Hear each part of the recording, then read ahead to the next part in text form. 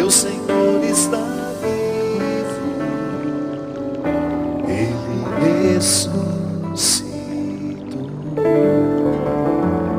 Essa canção, que faz parte do CD O Amor Me Elegeu, uma belíssima composição do Valmir Alencar, que traz justamente o tema do Evangelho, que nos faz pensar a história dos dois discípulos de Emaús, sempre colocando-nos na cena. Eles estavam voltando para a sua terra, porque já não tinha mais sentido permanecer em Jerusalém. O mestre estava morto. Então voltar para Emaús, fazer o caminho de volta, significa, dentro deste contexto, retomar o que era antigo. Vamos lá, já que não deu certo o que ele nos prometeu, vamos retomar a nossa vida. E enquanto fazem um caminho de volta, desesperançosos, eles encontram Jesus e não o reconhecem, porque já é um Cristo glorificado. Os olhos não podiam perceber que aquele homem que caminhava com eles e que puxava um assunto, porque Jesus é muito pedagógico, Jesus faz a cura liberando do outro, pela palavra, o que é amargura. É tão interessante a gente perceber Jesus puxando a língua das pessoas antes de realizar a cura, justamente para nos ensinar que no processo de dizer o que nos angustia, nós já iniciamos um processo de cura. A cura vem quando nós também conseguimos verbalizar aquilo que nos amargura. E foi isso que ele fez. Certamente percebendo a tristeza no olhar daqueles dois, começa a perguntar para eles: qual é o motivo da angústia? Qual é o motivo da tristeza? E então eles começam a dizer: tu és o único forasteiro nesta terra que não sabe o que aconteceu? Será que só você não conhece o motivo da nossa angústia? Ah, minha gente, é tão significativo este voltar para casa dos discípulos de Emaús. Este caminho de volta, este caminho que coloca Jesus como aquele que vai ajudando a ressignificar o que eles voltam para buscar. Na verdade, eles voltam para casa desiludidos, mas quando chega no lugar de seu destino e o mestre insinua que continuará o caminho, os discípulos convidam que ele ficasse, porque já era tarde. Um dia inteiro de caminhada, certamente estava cansado. Fique, nós lhe oferecemos o pouso, já é tarde, o dia se declina. E Jesus ficou com eles. E no momento de partir o pão, eles o reconheceram. Porque o partir do pão é significativo na Sagrada Escritura. Não é só matar a fome do corpo, mas é também matar a fome da alma. E então, os discípulos perceberam que o Senhor havia ressuscitado. E o principal sinal da ressurreição na vida dos dois é justamente o partir do pão. Isto é, continua em nós, é o alimento que nutre a nossa esperança do Senhor aqui. Então já não chore, Jerusalém. O Senhor está vivo, Ele ressuscitou. Ah, minha gente, quantas vezes nós também caminhamos amargurados, decepcionados, entristecidos, desanimados, angustiados, deprimidos, ansiosos. Quantas vezes nós também estamos vivendo os nossos deslocamentos, volto a dizer que não são meramente geográficos. Não é um andar daqui até ali, mas é um andar aqui dentro. Eu precisando andar na direção de um Padre Fábio que eu ainda não sou, mas que eu posso ser pelo poder do céu. Pelo poder daquele que me elegeu. Mas um Padre Fábio que eu não alcançarei se eu insistir em permanecer parado onde eu estou. Se eu não ousar crescer a partir dos meus erros, dos meus equívocos. Sim, os momentos em que nós erramos, em que nós não fazemos o que poderíamos ter feito, ou então nos momentos da vida em que nós erramos cruelmente com os outros e com a gente, são felizes oportunidades que nós temos de caminhar na direção de um novo ser que podemos ser. Todos os dias nós precisamos fazer o mesmo trajeto dos discípulos de Emaús. Seja para avançar, seja para retroceder, porque tudo é caminho. Não é só caminho aquele que nos leva para frente, é caminho também aquele que nos faz regredir, porque às vezes o avanço só é possível quando honestamente nós reconhecemos que precisamos dar alguns passos atrás para buscar o que nós esquecemos. Às vezes nós esquecemos coisas importantes da nossa história. Às vezes nós temos uma ilusão, né? E escutamos muito isso. Pessoas bem intencionadas que dizem, esquece isso, já passou. Não é tão mágico assim. Sim, há muitas coisas que nós precisamos esquecer, ir adiante, esquecer as mágoas, os rancores, os ressentimentos, porque senão a gente não caminha para frente. Fica ali parados, estacionados. Mas às vezes a gente não pode, a gente não tem o direito de esquecer detalhes da nossa vida que ainda precisam ser corrigidos por nós. Então a experiência dos discípulos de Emaús, ela é profundamente familiar. E nos ensina hoje e sempre que se nós não nos sentarmos para partir o pão, e todo o significado disso, eu convoco todos os significados do estar à mesa com o outro. Se nós não fazemos isso, minha gente, nós vamos nos tornando estranhos que vivem dentro da mesma casa. Estranhos que convivem, mas não comungam. Estranhos que estão dentro do mesmo espaço geográfico, mas não estão dentro um do coração do outro. Vou atender aqui uma pessoa que me escreve, não quer ser identificada. Ela diz assim: Padre Fábio, boa noite. Eu não sei o que fazer. Me vejo numa vida sem saída. Passo o dia trancada no meu quarto chorando, não consigo me aproximar das pessoas. Tenho muita dificuldade de me expressar sobretudo os meus sentimentos. Tenho grandes problemas com a minha mãe. Nós nunca nos demos bem. Não queria que a nossa relação fosse do jeito que é. E é por isso que eu me isolo. Eu sei que não deveria ser assim. Sei que as mães são divinas. E por isso eu me culpo e choro muito. Eu tenho uma grande dificuldade de pedir perdão, de perdoar. E vivo com o coração cheio de mágoas. Já tentei mudar, já tentei ser diferente, mas em todas as vezes eu falhei. A cada dia eu me vejo mais sem saída. Minha filha, você tem aqui um combo de situações difíceis, né? A começar pela sua relação com a sua mãe. Primeira coisa, retire do coração toda a culpa, essa história que a mãe é um ser divino. Desromantiza isso. É importante a gente olhar para a nossa mãe com muito respeito, mas faz muito bem à nossa saúde emocional quando a gente olha para ela como alguém que também pode receber de nós uma correção fraterna, amorosa. As nossas mães não podem ser consideradas criaturas intocáveis pelo simples fato de serem mães. Não, mães erram. E não são divinas, não, elas são sagradas. Elas são especiais, porque são elas que nos tornaram possíveis. Então a nossa relação com elas será sempre de gratidão. Mas não significa que a gente não possa colocar os pingos nos is. Há tantas diferenças entre nós e elas. Claro que às vezes algumas pessoas têm muita facilidade de lidar com a mãe. Eu, por exemplo, sou um testemunho assim. Eu não me recordo na minha vida de ter tido grandes embates com a minha mãe. Não, sempre me dei muito bem com ela. Mas eu não posso negar que em muitos momentos da nossa história, eu precisei também desmistificar algumas coisas da minha relação com ela e tive coragem de dizer, com muito carinho, claro, com todo o respeito que ela merece, que eu não achava aquilo correto.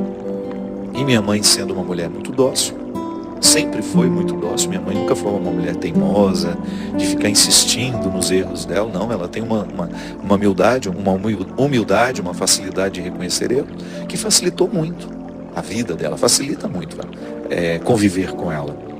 Mas eu precisei em muitos momentos dizer, pontuar. Da mesma forma como já acompanhei pessoas que têm muita dificuldade na relação com suas mães. Outro dia mesmo, ouvindo uma pessoa, ela estava tão amargurada porque ela tinha identificado que ela tinha ódio da mãe dela. E ela vivia justamente esse conflito, né? Como é que eu posso ter ódio pela minha mãe sabendo que minha mãe fez tudo o que pôde fazer por mim. E aquilo para ela pesava tanto, que quanto mais ela sentia o peso de saber que ela tinha essa profunda dificuldade na relação com a mãe, muito mais se tornava pior, porque ela não conseguia nem verbalizar isso. E um dia teve uma explosão com a mãe, quase houve uma agressão física. Por quê? Porque isso não foi terapeuticamente tratado no momento certo. A gente vai deixando encher o pote, né, e de repente transborda da pior forma. A nossa relação com a mãe, ela precisa ser sempre respeitosa, mas nós temos que ter a coragem de estabelecer o limite. Sim, às vezes a mãe, num gesto de extrema, às vezes elas são muito bem intencionadas, mas elas criam um excesso de proteção. E o excesso de proteção nos sufoca. Não é bom viver sufocado pelo amor da mãe. Então, às vezes, nós vamos dizer, mãe, a senhora está exagerando aqui. Não há necessidade desse acúmulo de cuidado. Claro, elas vão estranhar, mas aprendem. Sabe por quê que aprendem? Por causa do amor que tem por nós. Então, às vezes, você que me escreve aqui, a sua dificuldade com sua mãe, ela vai ficar cada vez maior se você não tiver coragem de fazer isso que eu falava no início do programa. Viver o enfrentamento, de sentar com ela e amorosamente pontuar quais são os pontos, quais são os aspectos do relacionamento entre vocês que está sendo difícil. Não vai virando as páginas sem resolver a lição de cada dia. Sim, e vocês que são mães, fiquem atentas. A maneira como vocês estão lidando com as dificuldades dos filhos de vocês com vocês. Uma das coisas que é muito comum na relação familiar é que a mãe, às vezes, sem perceber, ela valoriza um pouco mais o filho, aquele filho que é mais parecido com ela, que correspondeu mais o que ela esperava. E aquele que não é, vai se tornando cada vez mais, vai ficando cada vez mais de lado, vai ficando mais alheio, vai sendo colocado naturalmente naquele posto. Ah, ele é muito difícil. Sim, pode ser que não seja ele difícil. Pode ser que a dificuldade não esteja nele. Pode ser que a dificuldade esteja em você, que ainda não foi simples o suficiente para reconhecer que seu filho não tem a obrigação de ser um desdobramento seu. Filho não é o acelerador que você pisa para poder chegar longe através dele em lugares que você sempre quis chegar, mas não conseguiu. Às vezes nós queremos fazer dos nossos filhos os nossos aceleradores. Nós queremos, eu tinha tanta vontade de fazer medicina, você vai fazer. Eu não tenho obrigação de ser o lugar da realização da minha mãe, não. Se por acaso coincidir o sonho que ela tem para mim, que bom.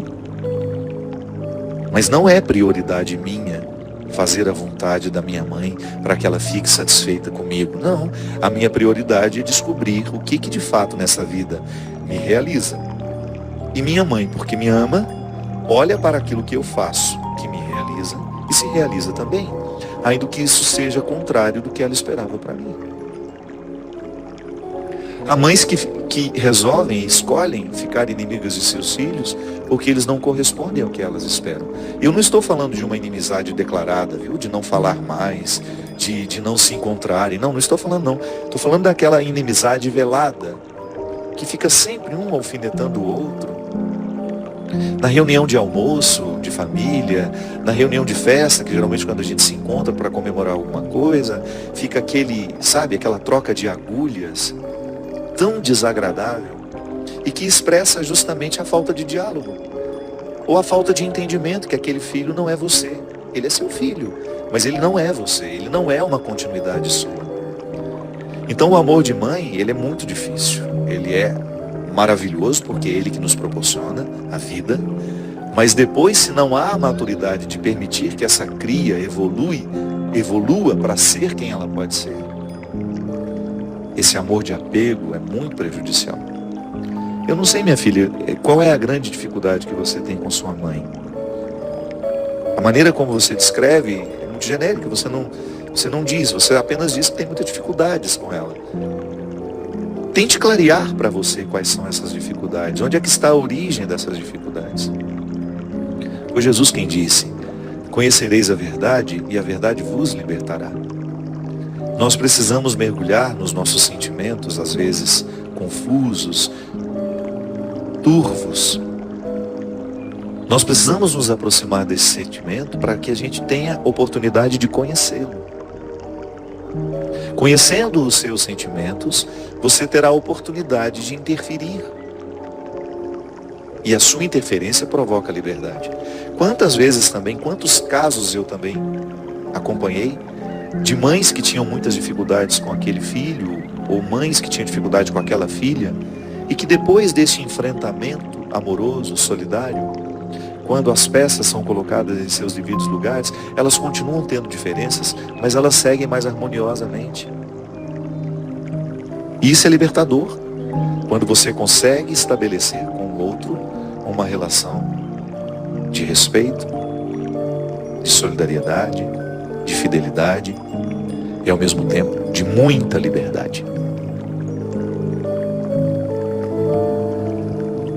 As suas dificuldades passam certamente pela sua incapacidade de lidar com você. Não é normal a gente querer ficar trancado num quarto o dia inteiro. Não é normal a gente se sentir tão frustrada com a vida que a gente está vivendo. Problematize o porquê você fica trancada dentro do seu quarto. Enfrente-se. Não fique com essa resposta fácil, dizer hoje eu não quero sair, eu estou mal. Por que está mal? Por que não quer sair? Faça perguntas que de fato lhe façam chegar ao cerne da sua verdade. Conhecereis a verdade e a verdade vos libertará. Jesus nos convida a viver constantemente a investigação que nos faz chegar ao conhecimento da verdade. Quem não se conhece, certamente não terá facilidade de lidar consigo. O autoconhecimento é necessário demais até para a gente ter condições de vencer os nossos desafios. Não se acostume com o seu jeito triste de ser. Problematize isso, pergunte-se por quê. O porquê dessa tristeza? Por que não querer sair do quarto? Peça ajuda. Às vezes nós estamos vivendo desordens químicas que são frutos justamente da nossa má alimentação, dos nossos hábitos ruins. Procure ajuda terapêutica, procure um médico. Sim, a tristeza pode ser química, nós sabemos disso. Nós vivemos, minha gente, de maneira muito errada. E nós vamos nos acostumando com esse jeito errado de viver. A gente, em um determinado momento da vida, para de prestar atenção naquilo que de fato importa em nós. A gente presta atenção em tudo. A vida dos outros nos interessa tanto. A gente passa horas e horas vendo séries, na televisão, no computador. Nós nos interessamos pela vida dos artistas, nós nos interessamos pela vida dos outros. E dedicamos tão pouco deste interesse a nós, aquilo que nos move, aos nossos desejos, aquilo que estamos fazendo da vida. É tão cruel quando a gente percebe que nós estamos desperdiçando um tempo precioso, prestando atenção no lado de fora. Volta ao início do programa. É importante demais que a gente volte os nossos olhos para dentro, porque é aqui no dentro que nós podemos identificar a nossa verdade. É aqui neste encontro pessoal que você saberá dizer se você está feliz com as escolhas que você está fazendo. É aí, andando os caminhos de dentro, essas estradas sinuosas que podem lhe levar ao cerne de sua verdade. É andando esses caminhos tortuosos que você vai encontrar as respostas que você tanto necessita para bem viver. Não se acostume com as respostas rasas que você já lhe respondeu sobre você. Cave um pouco mais. João Paulo II dizia que nós devíamos entrar em águas mais profundas ele se referia à evangelização. E o primeiro passo deste entrar em águas mais profundas é justamente o mergulho que nós precisamos fazer em nós mesmos. Ou você acha que o convite à evangelização é para você sair e ir falar aos outros? Não, isso é uma consequência. Primeiramente, é entrar nas águas mais profundas do seu coração. Essa experiência de autoconhecer-se, ela é fundamental, porque é a partir dela que você tem condições de avaliar o que você vive, o que você escolhe, o que você ama, o que você despreza. É a partir dessa experiência, desse olhar dentro, que você vai tendo condições de estabelecer metas. Deus age assim em nós, minha gente, num constante jogar para dentro, para que você tenha condições de ficar a sós consigo. E estando a sós consigo, está também a sós com Ele. E quando você fica a sós com o Senhor, tudo se esclarece. É muito precioso o esclarecimento pessoal, porque é Ele que nos ajuda a projetar uma vida melhor, ou então retroceder para consertar alguma coisa que não ficou bem. Viver consiste em ir adiante, mas também retroceder. Viver bem consiste em ir adiante, mas também retroceder. Retroceder é absolutamente necessário às vezes, para que a gente siga mais leve, depois de ter reorganizado aquilo que nós sabemos que ficou para trás e que não ficou ajeitado dentro de nós. Aí sim você vai mais leve, você caminha melhor, porque no gesto de retroceder, você desfez um fardo que lhe privava de ir adiante. Ir adiante é a meta de todos nós. Eu quero ir adiante. Eu quero alcançar este Padre Fábio que eu posso ser, que eu ainda não desfruto, às vezes por preguiça, por acomodar, por estar acomodado. Eu quero alcançar este Padre Fábio que Deus me convida a ser. E eu só posso alcançá-lo à medida em que eu ando por dentro, em que eu vou criando dentro de mim essa disposição interior de alargar os caminhos e a consciência e fazer comigo, proporcionar-me o mesmo que os discípulos de Emaús puderam viver, estando a sós com o Senhor, partilhando o pão, chegaram ao conhecimento da verdade. É isso que eu desejo do fundo do meu coração, que estejamos sempre atentos às oportunidades que a vida nos dá, de sermos julgados para dentro e assim chegarmos ao conhecimento da verdade. Derrame sobre nós a bênção e a proteção do céu, do Deus Todo-Poderoso, Ele que é Pai, Filho e Espírito Santo.